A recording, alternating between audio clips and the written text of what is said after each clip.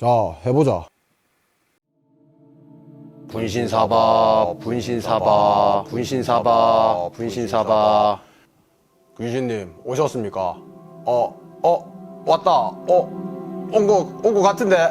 온 거 같은데? 아, 네가 힘준 거잖아. 네 이런 거 믿나? 이거 그냥 주술이나 무속 같은 거랑 똑같은 거잖아. 야, 니도 그 별자리 운세 같은 거 만날 보잖아. 희한한 꿈 꿨다고 로또도 사러 가고. 그게 또 뭐 주술이나 무속 같은 거 아닌가? 오, 예리하네. 그래도 그거는 뭐 재미 차원에서 하는 거니까. 아, 그러다가 인생 말아먹는다니까? 이 주술사 하나 때문에 나라가 통째로 망해버린 것도 모르나? 뭐 신돈 얘기하는 건가? 고려 때 뭐 하하하하 막 그러는 중 있었잖아. 그런 사람도 있었지. 근데 그때 고려가 망하진 않았지.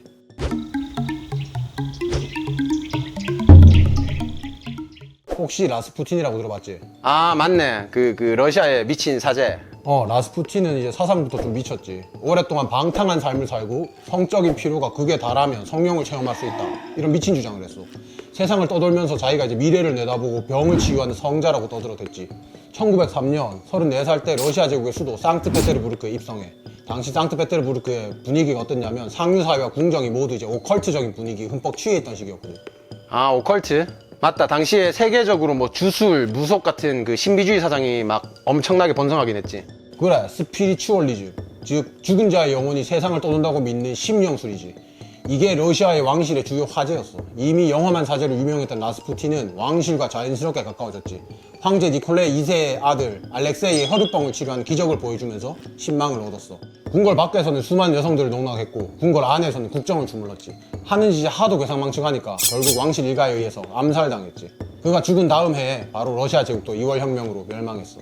아, 그래. 맞다. 그 주술사 하나 때문에 나라 하나가 완전 박살이 났지. 근데 혹시 라스푸틴이라는 인물이 나온 게 미국에서 있었던 괴상한 사건의 나비 효과 때문이란 건 아나? 뭐라고? 그러니까 미국에 있는 사건이 러시아 제국의 멸망과 관련이 있는 거라고.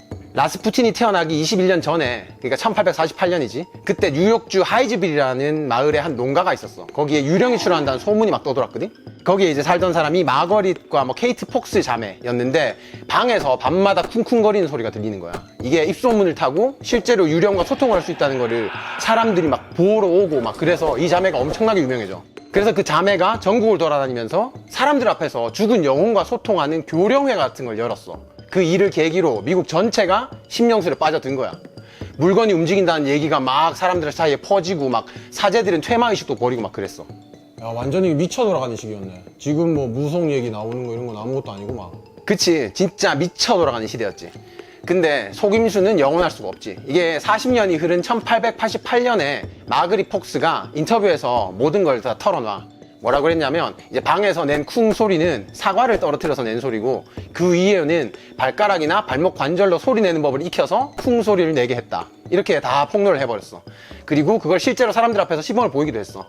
그러면 이제 40년 동안 속았던 사람들은 다 어떻게 되는 거지? 그냥 뭐 집에 가서 이거 속았네, 40년 아깝네, 뭐 이렇게 사는 건가?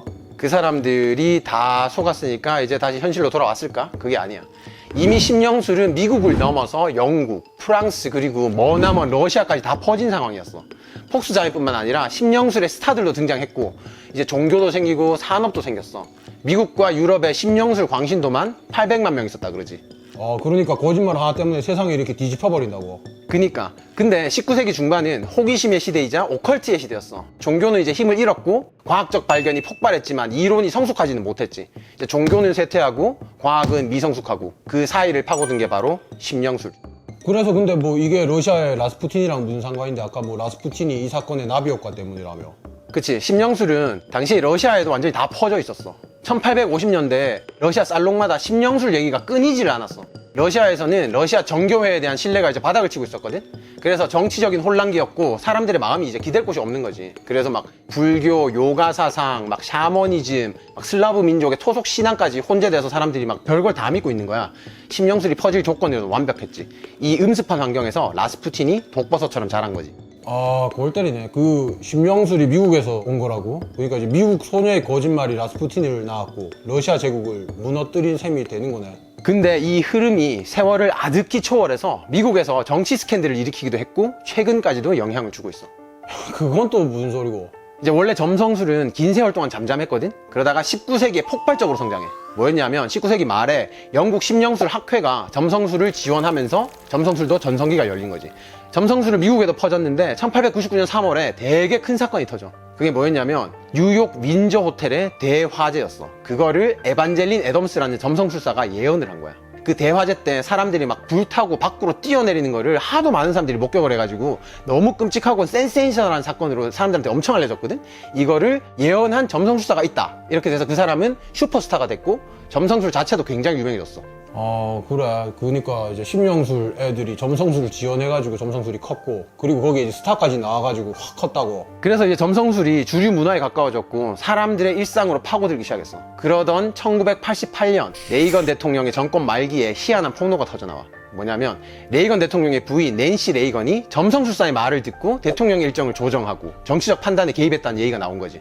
아, 그렇게 연결이 되는 거구만. 그러면 점성술이란 게 이제 정치까지 영향을 미쳐버리네. 근데 낸시 레이건 그 여사분은 왜 그런 거지? 사실 그 레이건 대통령 당시에 테쿰스의 저주라고 불리는 유명한 괴담이 떠돌았어. 이 테쿰스가 누구냐면 아메리칸 인디안 추장인데, 그 사람이 1811년 당시에 이제 인디애나 주지사였던 윌리엄 헨리 해리슨과의 전투에서 크게 지거든? 그리고 2년 뒤에 전사해. 그러면서 테쿰스가 이런 저주를 내렸대. 20년 주기로 당선된 미국의 대통령은 임기 중에 죽을 거라는 거였지. 이제 그냥 그게 괴담인데 사람들은 이 말을 반쯤 믿었어. 왜냐면 레이건 전까지 정말 모든 대통령이 다 임기 중에 죽었거든. 아, 진짜로 다 죽었다고? 뭐 혹할만 하긴 하네. 그러니까 1840년에 당선된 대통령이 바로 테쿰스를 전투에서 이겼던 윌리엄 헨리 해리슨이었어. 이제 해리슨 대통령은 취임하고 한 달 만에 폐렴으로 죽었거든. 그게 왜냐하면 이제 코트도 안 걸치고 아침 산책을 나갔다가 비를 맞았는데 젖은 옷을 그대로 입고 있다가 감기 몸살에 걸렸어. 근데 의사가 그거를 안일하게 치료해서 폐렴으로 악화되고 목숨까지 잃은 거지. 그 뒤에 이제 링컨, 케네디, 유명한 그 대통령도 암살당했고 진짜 20년 주기 대통령이 그 임기 중에 다 죽었어. 그리고 다음 차례가 레이건이었지. 레이건 역시 1981년 3월에 임기 중에 총에 맞거든? 암살 시도를 당해서. 근데 총알이 심장을 아슬아슬하게 비켜가면서 목숨을 건졌어. 아, 그럼 뭐 레이건이 살아남은 게 점성술 때문이라고? 그건 좀 아닌 것 같은데. 아, 그래. 그 말이 아니고 그게 이제 낸시 레이건이 점성술에 빠지는 계기가 됐단 말이지. 낸시 레이건이 암살 미수 사건 당시에 놀라운 전화를 한 개 받아. 조앤 퀴글리라는 점성술사가 사건 당일에 레이건 대통령이 위험한 날이었다고 말했다는 거야. 낸시 레이건은 이때부터 불안감에 퀴글리의 조언을 듣기 시작했다고 해. 정기적으로 남편의 별자리 운세에 대해서 보고를 받고 심지어 고르바초프 만남에 대한 의견을 구하기도 했지. 야, 뭐 옛날 일이지만 미국에서 그런 뭐 무속, 주술 정치를 한다니까 충격인데. 근데 미국만 그런 게 아니야. 이제 2차 세계대전 때 영국에서는 점성술사를 고용해서 히틀러의 운명을 점치려고 한 적도 있어. 처칠도, 물론 이제 처칠은 점성술을 믿진 않았지만 이 점성술사를 미국에 보내서 제2차 세계대전에 이제 미국이 참전하라고 막 설득하라는 그런 막중한 임무를 맡기기도 했어. 야, 정말 별일이 다 있구만. 뭐 그러고 보니까 요즘 들어서 미국이나 유럽의 젊은이들 사이에서 다시 점성술이 뜬다고 하더라. 미국 밀레니얼 세대의 절반 이상이 점성술이나 전생 같은 거를 뭐 믿는다고 한다는 그런 얘기도 있고, 영국에서도 별자리 운명에 대한 검색량이 엄청 늘었다고 하고, 코로나 이후에는 관심이 더 많아진다고 하대. 그러게, 역사적으로 이렇게 그 신비주의랑 무슨 오컬트 이런 게 관심이 많은 시기는 이 정치적 불안기라고 하거든. 이제 세상 돌아가는 거 보면 한 치 앞도 안 보이니까 그런데 뭐 기대를 거는 거겠지, 사람들이. 그래, 이렇게 사람들이 다 과학적일 것만 같은데 점성술이 다시 유행하는 거 보면 인간은 좀 이렇게 불안하면 뭔가 초자연적인 거를 믿고 싶어하는 그런 심리가 본능적으로 있는 것 같다. 그래, 그럼 우리도 이제 사주나 보러 갈까? 에이, 그건 아니지.